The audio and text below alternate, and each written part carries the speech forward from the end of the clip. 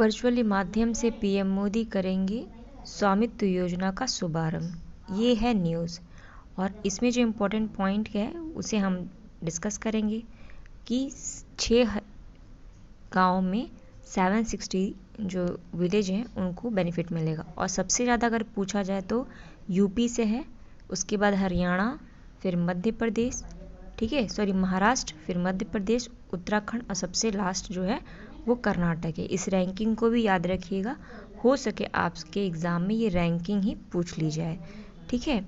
और जो important points हैं इसमें उसे हम डिटेल में पढ़ते हैं। चलिए क्या है उसे देखें। फ्रेंड्स, स्वागत है आपका फोकस ऑन एजुकेशन में। मैं एजुकेटर आप सबके लिए इम्पोर्टेंट फैक्ट्स लाई हूँ, जिसमें कि आज हम जिस स्कीम को डिस्कस कर रहे हैं वो है स्वामित्व योजना, जो आप न्यूज़ में काफ़ी सुन रहे होंगे। तो क्या है स्वामित्व योजना, इसको हम डिटेल में जानेंगे और क्या इंपॉर्टेंट पॉइंट्स हमारे एग्ज़ाम पॉइंट ऑफ व्यू से इम्पॉर्टेंट है उसको भी हम छाटेंगे। तो स्वामित्व योजना का अगर फुल फॉर्म पूछे तो स्वामित्व का फुल फॉर्म है survey of village and mapping with improving technology in village area. इसको ही स्वामित्व कहते हैं। यानी क्या है कि विलेज का सर्वेक्षण करना, उनका मैपिंग करना और उनमें इम्प्रोवाइज करना टेक्नोलॉजी के थ्रू, कहाँ पे, ग्रामीण क्षेत्रों में। और ये क्या कर रहा है, ये रूरल पॉवर्टी प्रॉपर्टी ओनर्स के लिए काम कर रहा है। मतलब ग्रामीण क्षेत्रों के लिए उनकी संपत्ति ओनर्स जो हैं, वहाँ पे जो संपत्ति की मालिक हैं उनके लिए काम करेगा। और इसमें आधार कार्ड जैसा, यानी physical distribution of Aadhaar like property card. आपको एक प्रॉपर्टी कार्ड दिया जाएगा, जैसे कि आधार कार्ड में एक आपको यूनिक नंबर मिलता है, उसी तरीके से प्रॉपर्टी कार्ड में भी आपको यूनिक नंबर होगा, जिसके अंदर आपका नाम, आपके सारे डिटेल और साथ ही साथ जो आपकी जो संपत्ति है, चाहे वो घर की हो, चाहे वो खेत से रिलेटेड हो, उन सबको उसमें शामिल किया जाएगा। कितना हेक्टर है, क्या है, कहाँ तक सीमा है, वो सारी बात बताई जाएगी। इसे लॉन्च कब किया गया, ये इम्पॉर्टेंट डे है, ठीक है। ये तो पॉइंट आपको याद रखना है, फैक्ट्स से पूछ सकता है स्टेटमेंट वाइज। ये क्या है, लॉन्च कब किया गया, तो इसे लॉन्च किया गया जब हम नेशनल पंचायती राज डे मनाते हैं, यानी राष्ट्रीय पंचायती दिवस जब मनाते हैं, वो कब मनाते हैं, 24 अप्रैल को मनाते हैं। तो इसी दिन 2020 में ही इसे लागू किया गया, मतलब लॉन्च कर दिया गया। और अगर पूछे आपसे तो इसको लागू मतलब जो 1 लाख लोगों को, कितने लोगों को, 1 लाख लोगों को ये कार्ड प्रोवाइड किया मोदी जी द्वारा। तो वो कब किया गया, 11 अक्टूबर 2020 को ये कार्य किया गया मोदी जी द्वारा। ये भी पॉइंट याद रखिएगा। नेक्स्ट जो इम्पोर्टेंट पॉइंट है वो क्या है, वो है ये, इसको सेंट्रल जो है आपकी सेंट्रल सेक्टर स्कीम है। ये सेंट्रल सेक्टर स्कीम मतलब क्या होता है, ये आपसे एग्जाम में पूछ सकता है कि ये स्कीम कैसी है। आपको नाम से लगेगा कि ये स्टेट सेंटर सेक्टर है, लेकिन नहीं, ये सेंट्रल सेक्टर स्कीम है। जिसका मतलब क्या है कि कॉस्ट जो इसमें लगेगा, जो भी कॉस्ट लगेगा इसको इम्प्लीमेंट करने में, इम्प्लीकेशन करने में, वो कौन करेगी, सेंट्रल गवर्नमेंट करेगी। इसमें स्टेट से कोई पैसा नहीं लिया जाएगा कि आप हमें पैसा दीजिए इस चीज़ को करने के लिए, इसलिए ये सेंट्रल सेक्टर स्कीम है। और अगर पूछा जाए कि नोडल एजेंसी कौन सी है, तो प्रमुख जो नोडल एजेंसी है वो 3 है तो कई सारी, लेकिन 3 इम्पॉर्टेंट है। जैसे विलेज के लिए, गाँवों के लिए है पंचायती राज मिनिस्ट्री, यानी पंचायती राज मंत्रालय। वो जितने भी गांव हैं उनके लिए प्रॉपर्टी कार्ड बनाएगी, उनका जो डेटा है वो पूरा जारी करेगी, ठीक है, रखेगी रिकॉर्ड्स जो भी ड्रोन के माध्यम से।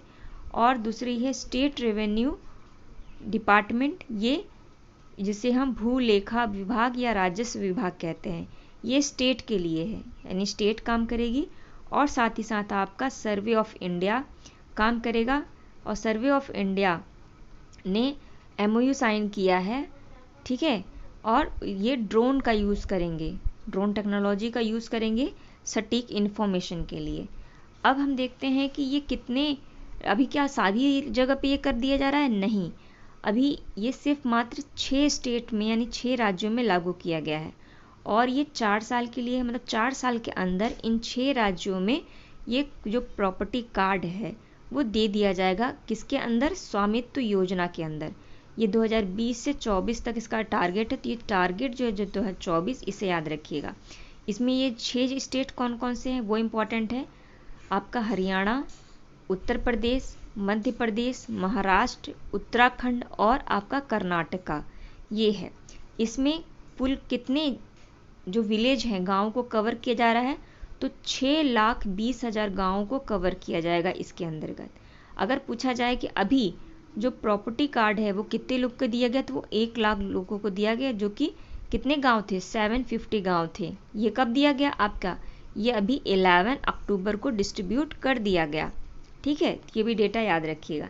अगर पूछे कि इसका एम क्या है, तो इसका एम है to record property and provide financial benefits and other.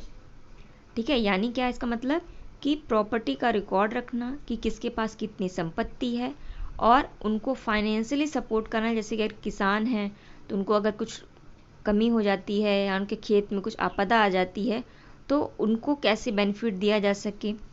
ठीक है, अगर अभी एमएसपी सुन रहे हो, बहुत ज़्यादा न्यूज़ में है, मिनिमम सपोर्ट प्राइस तो कितना देना चाहिए, उन सब का रिकॉर्ड इसमें रखा जाएगा। और आगे चलकर अगर गवर्नमेंट, इंडियन गवर्नमेंट को कोई स्कीम निकालनी हुई, ठीक है, तो इसके माध्यम से वो आसानी से निकाल सकते हैं। अगर उन्हें किसी रोड वोड का कंस्ट्रक्शन करना हुआ है, कैसा भी इंफ्रास्ट्रक्चर का कंस्ट्रक्शन करना हुआ, तो उनके पास डेटा रहेगा कि हमें ऐसे ऐसे करके इन व्यक्तियों से हमें लेन देन करनी है। ठीक है, तो ये बहुत ही अच्छा इनिशिएटिव है। नेक्स्ट है कि जो प्रॉपर्टी कार्ड होती है, ये तो अलग अलग राज्यों में इसका अलग अलग नाम है, वो भी इम्पॉर्टेंट है। मैच द फॉलोइंग के नाम से दिया जा सकता है। तो अगर आप यूपीपीसीएस की तैयारी कर रहे हैं तो अपनी का याद रखिए, लेखपाल की तैयारी कर रहे हैं तो भी आपको ये पता होना चाहिए, या फिर अदर आप एसएससी, रेलवे, ग्रुप डी किसी का भी तैयारी कर रहे हैं तो आपको ये पता होना चाहिए। जैसे कि अगर हरियाणा में पूछा जाए तो प्रॉपर्टी कार्ड का नाम क्या है आपका, टाइटल डिड नाम है। डेथ मत समझिएगा, डीड है, deed, DEED, deed, title deed, deed मतलब करना होता है। फिर अगर आपका पूछेगा कि कर्नाटका में क्या नाम है, ये देखिए कर्नाटका में क्या है, तो रूरल प्रॉपर्टी ओनरशिप रिकॉर्ड, जिसे कि प्रोर कहते हैं, प्रोर। अगर मध्य प्रदेश में पूछेगा तो क्या है, आदि अधिकार अभिलेख, क्या है, अधिकार अभिलेख, कहाँ पे आपका, मध्य प्रदेश में। और अगर पूछे कि आपका महाराष्ट्र में इसका नाम क्या है, तो महाराष्ट्र में है सनाद, सनाद नाम है। अगर उत्तराखंड में पूछे इसका नाम क्या है, तो स्वामित्व अभिलेख। ठीक है, स्वामित्व अभिलेख कहाँ पर है, उत्तराखंड में। और अगर उत्तर प्रदेश में पूछे तो उसका नाम क्या है, घरौंदी, घरौनी या घरौंदी।